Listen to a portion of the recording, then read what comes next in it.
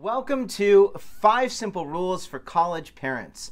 I'm Harlan Cohen, author of The Naked Roommate and The Naked Roommate for Parents Only. Let's get started. Rule number 1, get comfortable with the uncomfortable. Now, college is a dramatic change for your child, and it's a huge change for you. And with change comes discomfort.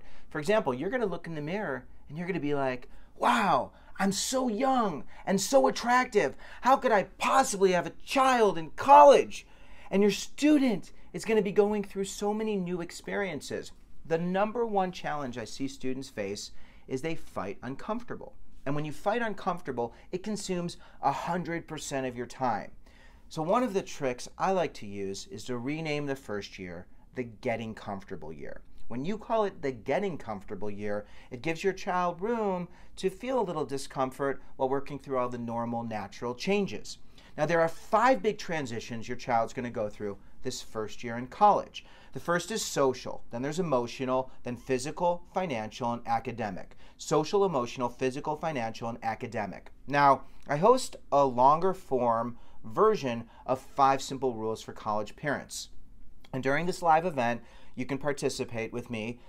I get deeper into these 5 transitions and help you to identify specific challenges, and also can work through some of those challenges that you're concerned about as well. So I invite you to participate in that. But the social, emotional, physical, financial, and academic transitions, they throw a lot of students. Most students don't see it coming, and most parents don't either. According to the most recent data by ACHA and CHA, 51.1% of all college students admitted feeling hopeless over the past 12 months. 51.1%. And then when it comes to first-year students, over 66% of students admitted feeling lonely or homesick. And then you've got roughly a quarter of students who won't return to the same campus their second year. Some transfer, some just don't return at all. There are so many students who struggle, and high school, it doesn't prepare students for the social, emotional, physical, financial transition, mostly just the academic part. That's why 5 Simple Rules is so helpful for you parents, because it's going to help you to know what's coming and give you a framework so that you can be the best partner during this transition. Rule number 2, don't panic, think people, places, and patience. Don't panic, think people, places, and patience. Now, for parents, this is really important to you because so many of your life experiences have been wrapped up in your child's experiences. And that's a great thing. That can be a very healthy thing. But if they're no longer in school and you're no longer at the same events around the same people, your life shifts. What is it that excites you? Who are your people? Where are your places? And if you don't have those people and places, you're going to find yourself on campus, maybe renting an apartment or getting a condo wherever your kid goes to college, because that's where all the excitement is. You need to have things that really excite you so you can find your people and your places so that you can be patient during this change. And for your children, the formula is, who are your 5 people, where are your 3 places, and how long will it take for you to get where you want to go? Now, the number one question that students ask me is, how do I make friends? Especially that first year in college. And the answer is always people, places, and patience. It's really helpful to start with places. Places are where you sweat, play, pray, live, learn, lead, love, work. Sweat, play, pray, live, learn, lead, love, work. Sweat, play, pray, live, learn, lead, love, work. I know it's a mouthful, but this is where your child finds connection, community. If they deconstruct their friendships and relationships from high school, this is how they were able to create connection. A lot of students don't think about this. I like to advise students to go to places where you know you're going to be accepted and included. There are so many organizations that are welcoming and wonderful. Spiritual groups are great. Even if you're not into God, I'm like, listen, you get to meet nice people and you get free food. Now, if you're a parent who has a child who's already part of a place, an athlete, maybe an artist, someone who's part of a particular cohort, it is essential they have those 2 other places. And here's why. Because if they're in one place and the people around them are making questionable choices or choices that aren't in alignment with their values, if your child doesn't have any other people or places, they might be likely to do something that they regret or something that doesn't feel comfortable. But when they have people and places, they always have the power to make strong choices. So they have to have their 3 places on campus, and then people. Who are their people? And the way you meet people is you ask people for help. You find people who volunteer, or you pay people for help. You meet people doing the things you love to do. And there are always people who want to help. There's always people who are volunteering. Res Life staff, student ambassadors, student leaders. There are people who you can ask for help. Upperclassmen, there are teachers. There are people you can pay for help. If your child has had struggles in the past, it's a great idea to have someone on campus or someone they can connect with via some type of technology so that person could be in their corner. People, places, and patience. Patience is the ability to tolerate the discomfort that comes with finding your people and places. So many students are so impatient because they haven't practiced uncomfortable.